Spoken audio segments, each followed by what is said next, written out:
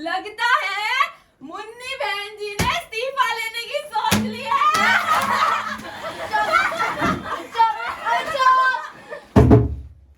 हुआ यूं कि कल यहाँ से छूटने के बाद मैं सैनिक फार्म चली गई थी।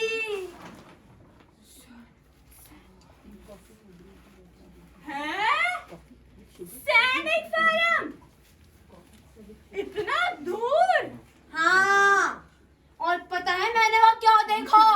बड़े सेठ की शादी हो रही थी, तो मैं छुपते छुपाते अंदर घुस गई।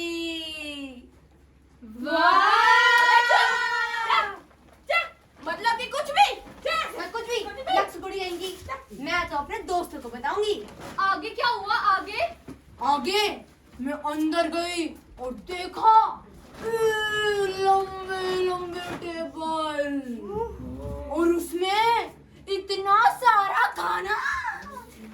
फिर क्या हुआ?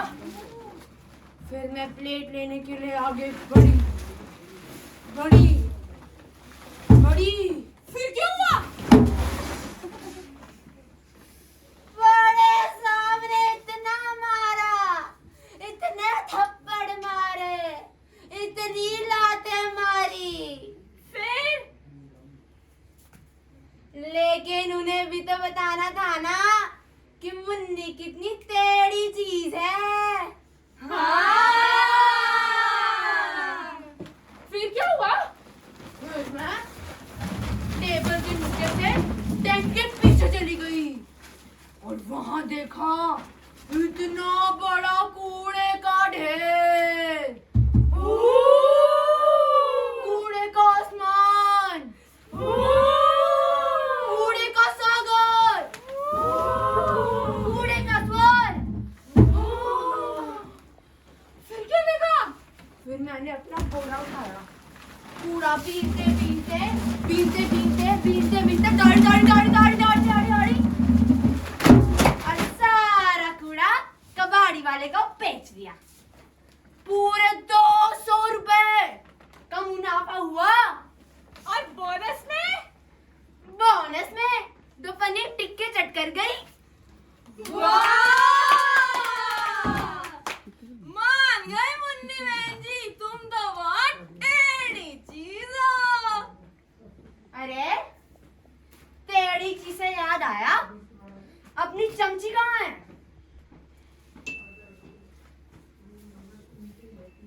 चमची? क्या हुआ?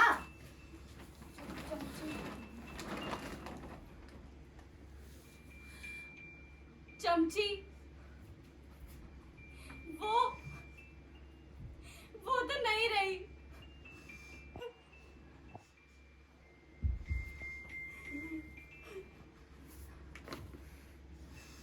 नहीं नहीं। हाँ। जब कल तू यहाँ नहीं थी ना, तभी उसे शमशान घाट लेकर चले गए थे। अरे करती भी क्या बेचारी, इतने दिनों से बीमार जो पड़ी थी।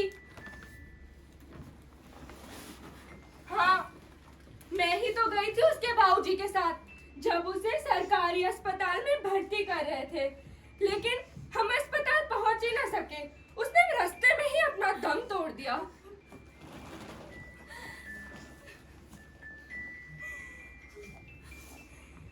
इतनी गंदगी में किसी का भी दम टूट जाएगा। वो बेचारे तो अस्पताल तक भी नहीं पहुंच पाई। मैं उसकी माँ बता रही थी कि हमेशा बिस्तर में पड़ी रहती है, उल्टियाँ करती रहती है।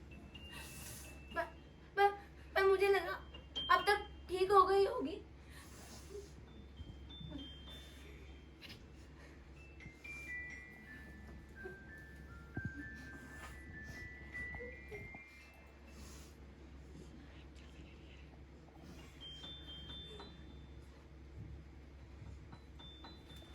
चलो छोड़ो, जिसे जाना था वो तो गया, पर अपना पेट तो पालना है ना। तो आओ कूड़ा बीनो।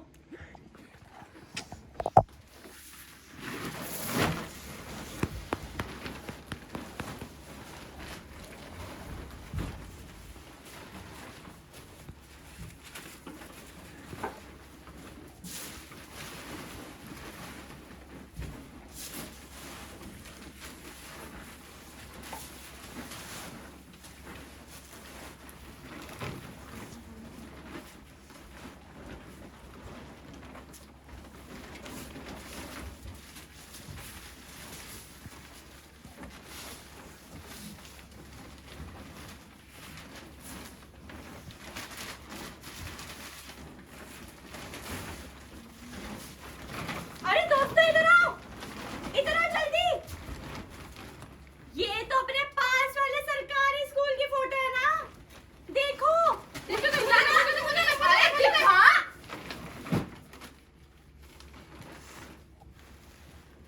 अरे हाँ, same to same photo.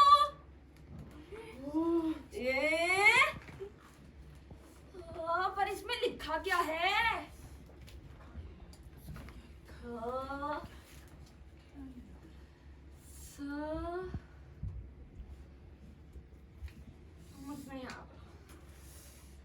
Munni, हाँ तू तो रात के स्कूल में जाती है ना? हाँ, कभी कभी। फिर तो तू पढ़ना जानती ही होगी। हाँ, तो देख ना, पढ़ इसमें क्या लिखा है।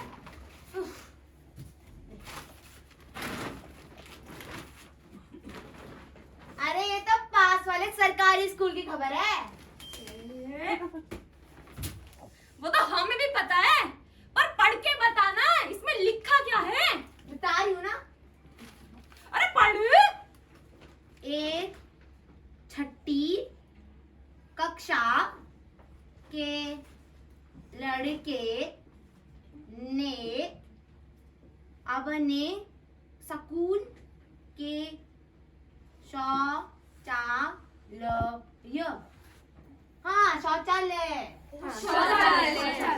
की हालत सुधारने के लिए प्रधानमंत्री, हाँ प्रधानमंत्री, कल में जा रहे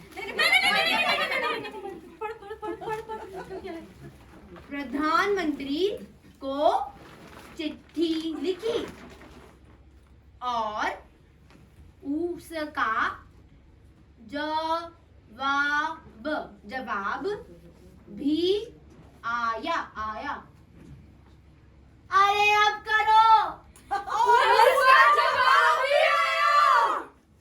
छोटी के लड़के ने प्रधानमंत्री को चिट्ठी लिखी और उसका जवाब भी आया।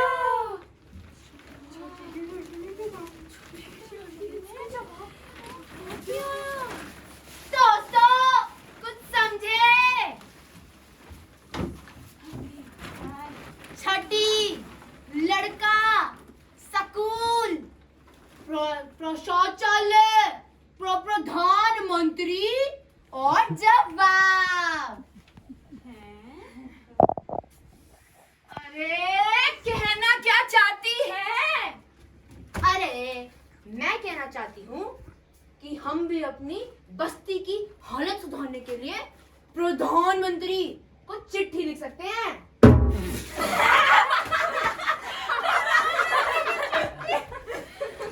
अरे तेरा माथा तो नहीं फिर गया? प्रधानमंत्री अपना सारा काम छोड़ के तेरी तो चिट्ठी पढ़ेंगे। क्यों नहीं पढ़ेंगे? जब वो छठी का लड़का प्रधानमंत्री को चिट्ठी लिख सकता है, उसका जवाब भी आ सकता है, तो क्या हम इस देश के नागरिक नहीं हैं? क्या हमारे पास वो अधिकार नहीं है जो उस छठी के लड़के के पास है? बस तू लिख अपनी चिट्ठी और हम चले बस्ती। अरे सुन दो, अरे दोस्तों सुन दो, अरे तुम मेरी बात सुनो, बोलो लिख सकते हैं। अरे तुम मेरी बात तो सुन, लिख सकते हैं। अरे दोस्तों सुनो।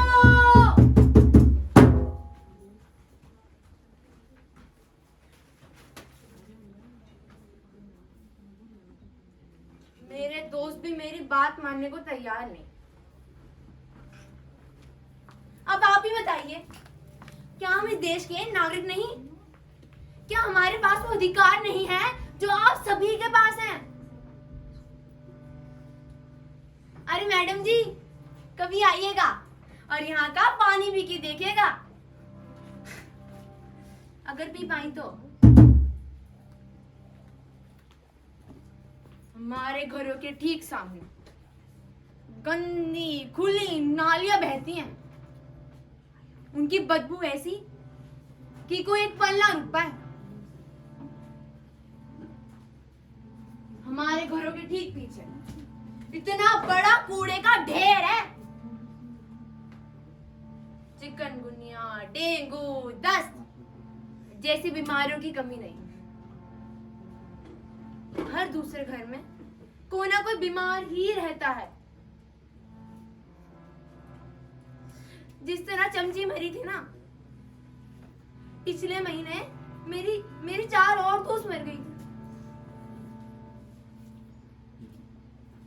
पर अब नहीं, अब मैं चिट्ठी लिखूंगी, प्रधानमंत्री को अपनी बात बताऊंगी। हाँ, मैं चिट्ठी लिखूंगी, अपनी बात उन तक पहुंचाऊंगी।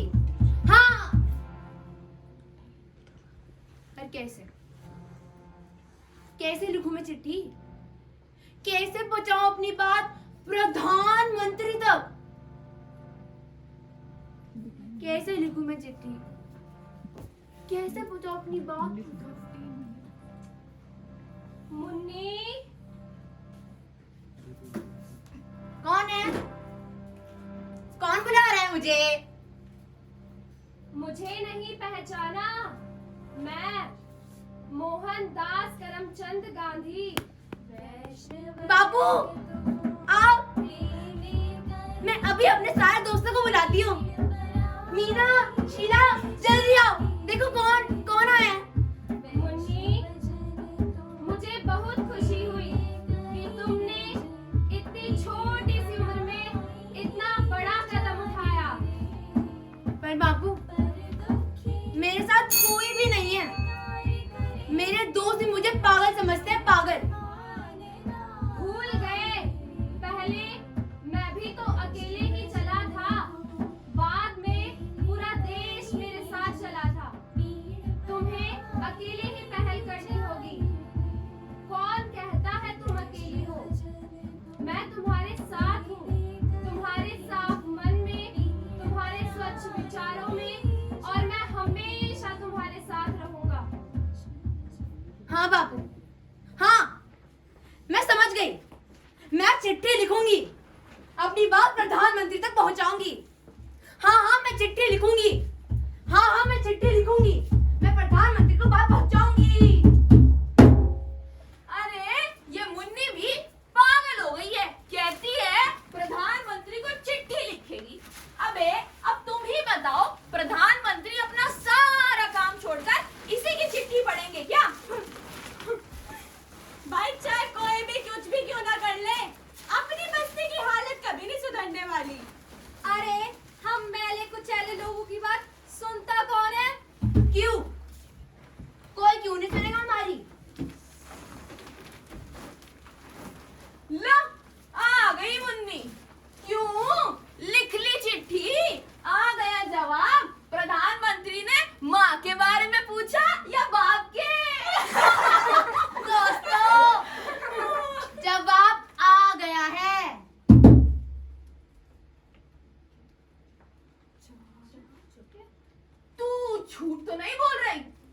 जवाब मेरे पास है।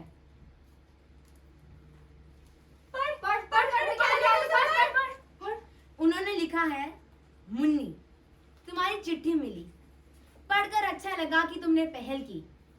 मुन्नी, ये देश हम सबका है और हमारा देश हमारा घर होता है। जिस तरह तुम अपने घर को साफ रखते हो ना, तुम्हें अपनी बस्ती भी साफ रखनी होगी। ये क्या बात हुई? प्रधानमंत्री ने तो यूं कहकर अपना पल्ला झाड़ लिया। और इतनी बड़ी बस्ती कैसे साफ करेंगे? हाँ बता उन्होंने आगे भी लिखा है, मुन्नी गांधी जी भी अकेले ही थे, उन्होंने भी अकेले ही पहल की, पर बाद में पूरा देश उनके साथ जुड़ गया। तो दोस्तों, अगर हम पहल करेंगे तो हमारे साथ 4 और लोग जुड़ेंगे, उन 4 लोगों के साथ 4 और लोग जुड़ेंगे। ऐसे करते करते पूरी बस्ती हमारे साथ जुड़ जाएगी, फिर पूरा शहर, फिर पूरा देश हमारे साथ होगा।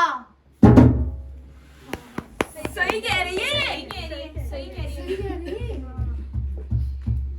हम पहल करेंगे। हम पहल करेंगे। हम पहल करेंगे। दरअसल ना मैंने कोई चिट्ठी लिखी, ना उसका कोई जवाब आया, पर हाँ, मुझे पहल करनी थी। तो ये चिट्ठी सच है और इसका जवाब भी आया मेरे स्वच्छ और साफ मन से। तो आइए दोस्तों, आप भी हमारे साथ जुड़िए ताकि हमारा भारत स्वच्छ और स्वस्थ रहे। स्वच्छ भारत का इरादा कर लिया हमने, देश से अपने ये वादा कर लिया हमने। हे